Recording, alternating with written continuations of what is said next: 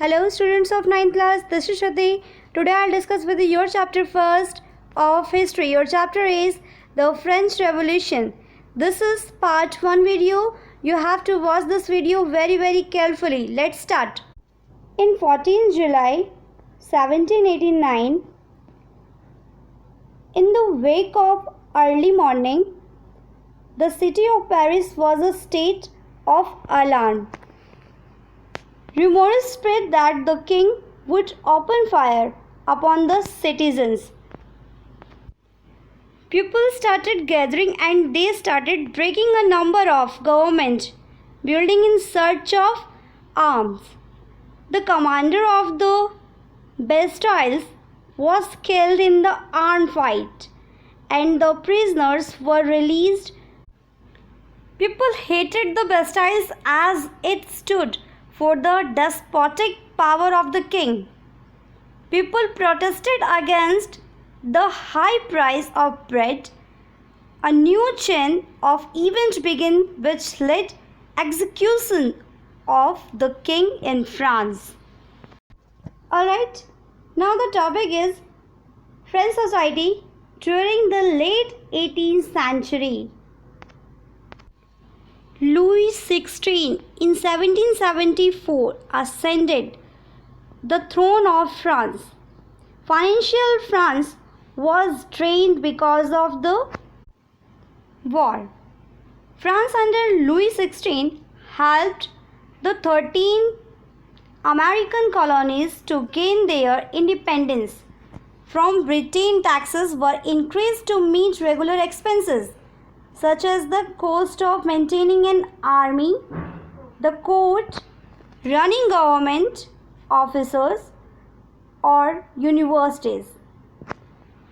The country of France was divided into 3 states. First state, second state.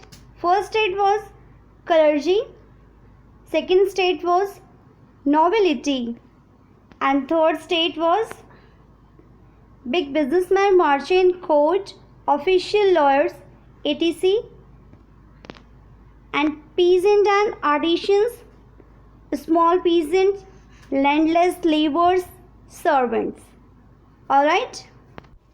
The feudal system was part of the society state, dated back to the Middle Ages. 90% of the populations was dominated by the peasant, but only a small number of them owned the land they cultivated. Alright? 60% was owned by nobles, the church, and other richer members of the third state. The clergy and the nobility, members of the first 2 states, enjoyed certain privileges by birth. Are you getting? By birth. These groups of members were exempted from paying taxes and enjoyed feudal privilege. Alright?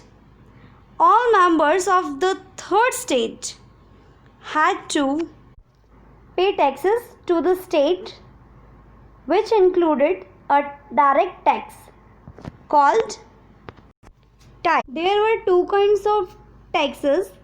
First one is tithes, second one is tithes. Alright? What is tithes? The church too exerted its share of taxes called tithes from the peasants. And finally, all members of the third state had to pay taxes to states.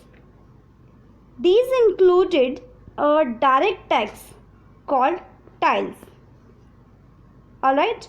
And number of indirect taxes which were levied on articles of everyday consumptions like salt or tobacco.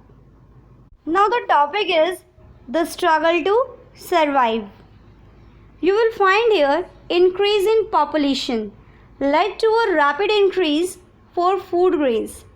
Production of grains could not keep pace with the demand, due to which the price of bread rose rapidly. Due to low wages paid to the laborers, the gap between the poor and the rich widened.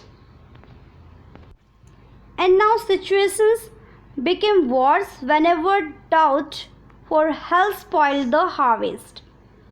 This resulted in a subsistence crisis. Alright, now what is subsistence crisis? This is an extreme situation where the basic means of livelihood are endangered. Alright? Subsistence crisis happen in these situations. Now the next topic is a growing middle class envisages an end to privileges. Alright? Here peasants used to participate in revolts against taxes and food. Alright? Group of the third state had become prosperous and had access to education and new ideas.